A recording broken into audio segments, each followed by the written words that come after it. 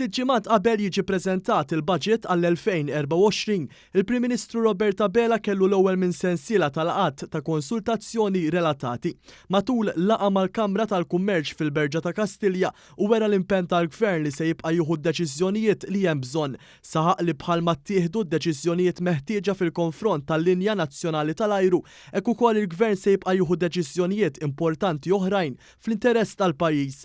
Dr. Bela refera tkabbir ekonomiku ta' pajjiżna, Malta tibqa' tkun eċċezzjoni fost ekonomiji tal-pajjiżi Ewropej għalli dan ir-ritmu ekonomiku irid jinżamm biex kulħadd igawdi minn dan it-tkabbir. Il-Prim Ministru insista li ma jistgħux jittieħdu deċiżjonijiet mingħajr ma jkun hemm diskussjoni. Għamel referenza għad deċiżjoni riċenti dwar il-bidla fl-istipendji, riforma mifruxa fuq perjodu ta' 3 snin li se tara t-tisħiħ tal-istipendji bilan li aktar studenti jaslu suġġetti li jwassluhom għall-karriera. Saħaq li kulħadd ikollu opinjoni iżda finalment trid tittieħed id-deċiżjoni. Hawnhekk Dr. Bela ħeġġeġ għal diskussjoni miftuħa mar-rappreżentanti tal-Kamra tal-Kummerċ u qal li l-punt ta' tluq jibqa' wieħed, it-twemmin fil-potenzjal ta' Malta u ta' nisa. Temm jgħid li b'diskussjoni u t-teħid tad-deċiżjonijiet f'waqthom igawdu l-Maltin u l-Awċin tal-lum u ta' għada.